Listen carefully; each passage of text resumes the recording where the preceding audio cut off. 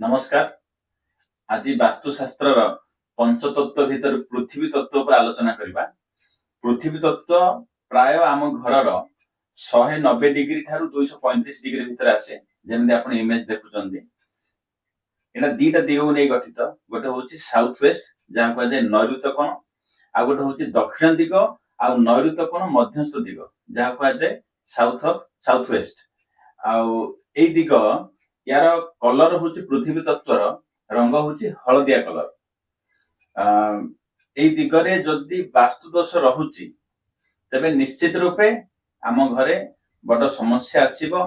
पृथ्वी तत्वंकर ग्रहर मालिक होचंती राहु महाग्रह। राहु महाग्रह घरे जदि बैलेंस अछंती तबे आम घर को स्वर्ग भलिया सुख दियंती। जदि राहु महाग्रह जदि खराब हो जानती तबे घर को नरक सदृश करंती। बा जदि शुभ अछंती रंक को रजा करंती, बा जदि अशुभ अछंती रजा को रंक करंती, बा दरिद्रता आसी जाए। तेबे राहु महाग्रह जदि गोटे घरे खराब थांती से घर को भूत कोठी कर दिए बा भूत कोठी कर दियंती। भूत कोठीर अर्थ से घरे जीवन ऊपर विपद आसे, रोग आसे, दरिद्रता आसे, जेमति कि से घर हमकु छाड़िया पड़े, घर बंद हेकि बहुत समय रहिबो। एई समस्याडा आसी पारे। तेबे चलंतु या पर संपूर्ण आलोचना करिवा। पृथ्वी तत्व रे वास्तु दोष माने कोन? पृथ्वी तत्व रे वास्तु दोष माने प्रथमे आसी गला toilet, septic tank, kitchen, anti colour. Anti colour माने जेमति कि सेठी आसी गला ग्रीन कलर, पिंक कलर बा रेड कलर, ब्लैक बा ब्लू कलर। एटा होची एंटी कलर। बा जदि स्लोप आसी गला, स्लोप माने आपन घर ऐशान्य कोण जदि ऊंचा अछि फ्लोर लेवल, साउथ वेस्ट जदि नीचा अछि बा डाउन अछि तेबे मध्य घरर आपन नैऋत्य कोण बा पृथ्वी तत्व इम्बैलेंस अछि। पृथ्वी तत्व जदि इम्बैलेंस रहउची आम घरे कोन समस्या आसीबो? परस्पर परिवार भितर भलो पाइबा रहिबोनी। जो मधुर संपर्क थिला धीरे धीरे अशांति होबाक लागिबो, इरिटेशन होबाक लागिबो। कहा मन मिसिबो नाही। स्वामी स्त्री भितर अशांति आसीबो, बापा पुओ भितर अशांति आसीबो, बहु सासु बहु भितर अशांति आसीबो। घर भितर गोटे अशांतिकर परिस्थिति सर्वदा रहिबो। आपण जत्ते बेले बाहर को आसुचंती सेते बेले मन शांति लागिबो। घर को जेमिति आपण एंटर करूचंती मन अशांति, इरिटेशन, चिड़चिड़ा, विरक्तिया मनोभाव आसीबो। तेबे जानिबे निश्चित रूपे आपण घरे पृथ्वी तत्व इम्बैलेंस अछि। ए पृथ्वी तत्व जदि इम्बैलेंस आसिला प्रथमे मनुष्य जीवन रो दरिद्रता आसी जाय। सेविंग्स आपण सरिया पे लागिबो। व्यवसाय रे स्टेबिलिटी आसीबनी। आपणकर बिजनेस रे बा जॉब क्षेत्र रे स्टेबिलिटी आसीबनी। बारंबार जॉब चेंज होबा बा सेथिरे जॉब चाली जीवा, सडन रोग पळी आसीबा, बड रोग पळी आसीबा, सडन किरि बड धरणर क्षति आसी जीवा घरे लक्षाधिक टंका पाखापाखि अधिका टंका जदि क्षति आसी जाउची तेबे जानिबे घरर साउथ वेस्ट इम्बैलेंस अछि। एई दिगरे जदि आपणकर बोरवेल थाए बा अंडरग्राउंड जदि आपणकर वाटर टैंक रखुचंती बा ओवरहेड वाटर टैंक रखुचंती तेबे मध्य हार्ट रोग आसीबो, हार्ट सर्जरी आसीबो।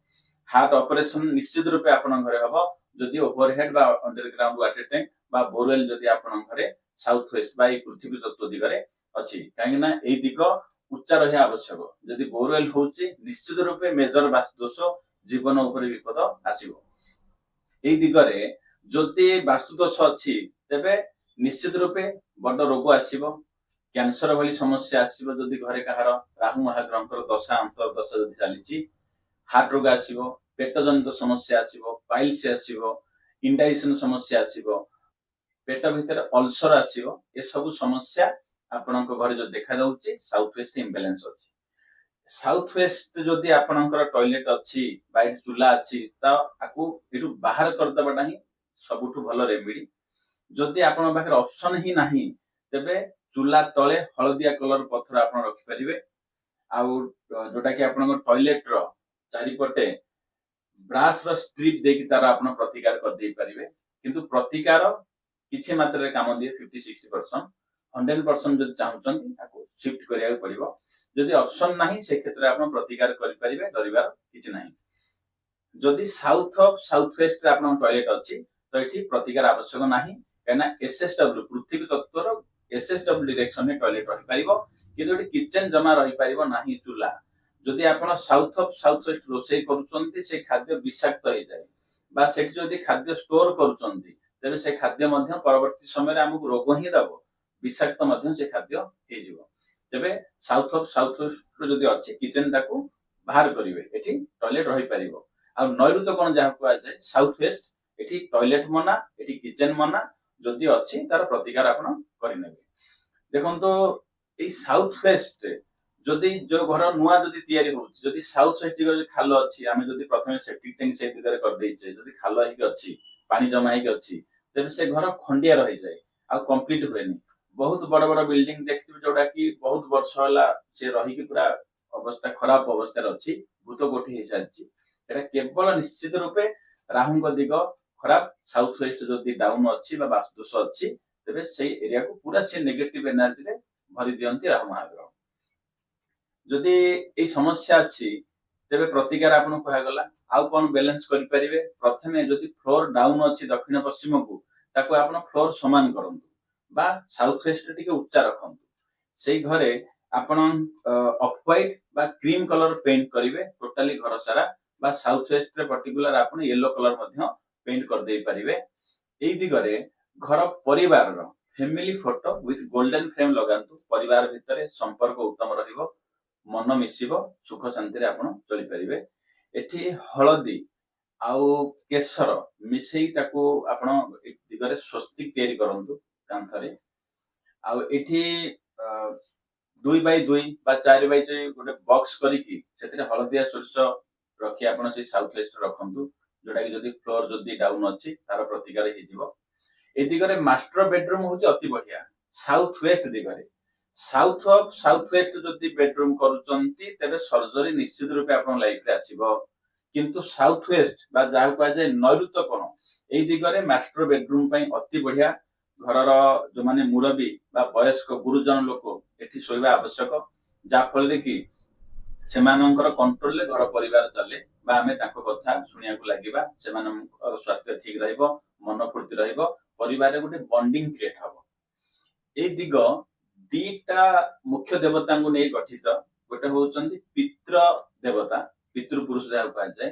ଯଦି ଏଇ ଦିଗରେ ଆମେ ଟଏଲେଟ କରିଦଉଛେ, କିଚେନ କରୁଛେ, ତେବେ ସେଠି ପିତୃଦୋଷ ଆମ ଘରକୁ ଆସିଯାଏ। ପିତୃଦୋଷ ଆସିଲେ କଣ ହବ? ଆମ ବଂଶ ଆଗକୁ ବଢିବନି, ଧନ ଅଭାବ ହବ, ଆମେ ଦରିଦ୍ର ହବାକୁ ଲାଗିବା।